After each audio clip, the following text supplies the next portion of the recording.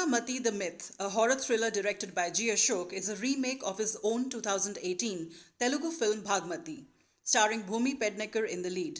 It also has Arshad Varsi, Mahi Gill, Jishu Sengupta and Karan Kapadia in central characters. The film is produced by T-Series, Cape of Good Films and Abundantia Entertainment. It's available on Amazon Prime Video.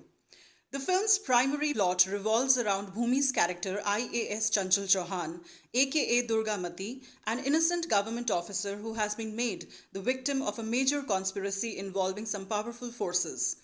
She's confined in a haunted Haveli while being interrogated in a case by Satakshi Ganguly, a CBI officer played by Mahi Gill, who takes it upon herself to bring down the allegedly corrupt Water Resources Minister Ishwar Prasad, played by Arshad Varsi.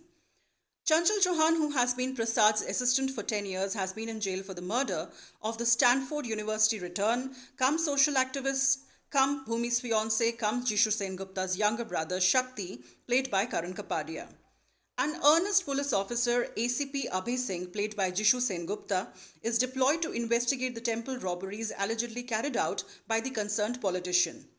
So these individuals orbit around a woman who has been possessed by an Arabic-speaking dead queen in a secluded mansion that nobody has inhabited for decades.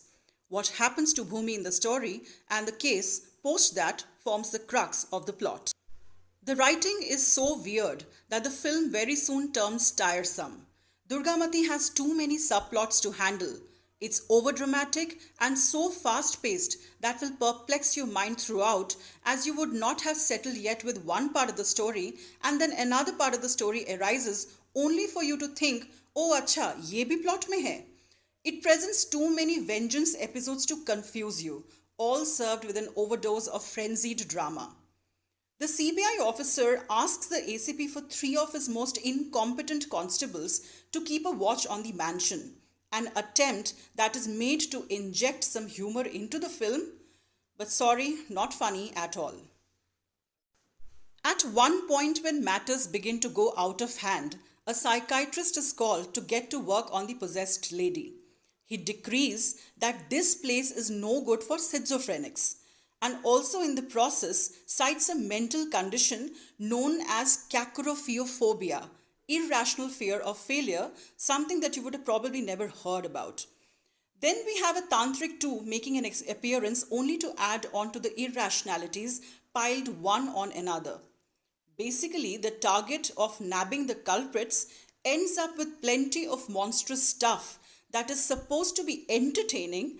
All that the film manages to be is insufferably exasperating. The film assembles everything that you expect from a screechy thriller.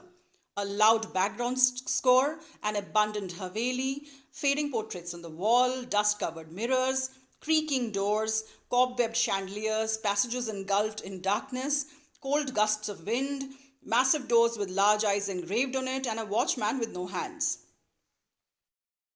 Pednekar probably plunged into the role with all the enthusiasm and full sincerity, thinking about the center stage attention. But with so much of hamming and that one particular stance that she has carried throughout the film, the strain begins to show when the film reaches the halfway point. By the way, for the women out there, you will love her beautiful saris. Arshad Varsi's portrayal will make you feel like a pendulum. Ye banda acha hai, bura hai, who cares?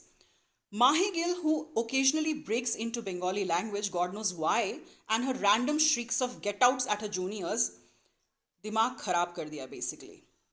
Jishu Sengupta playing a confused ACP just can't get stupider in succession with every Hindi film he has been doing of late.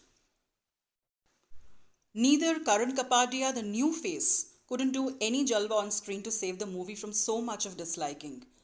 I have not seen the Telugu version starring Anushka Shetty, but all I can say after this horrid entertainer, I just cannot gather courage to watch the original. Supposedly a storyline expected to be a gripping one that moves through the world of crime, corruption and abundant Haveli and history to make audiences think and associate, it's a complete no-no. If you wish to not put yourself through an endurance test of 155 minutes, simply move on, guys. My rating? 1.5 will also be too much, I feel. Goodbye.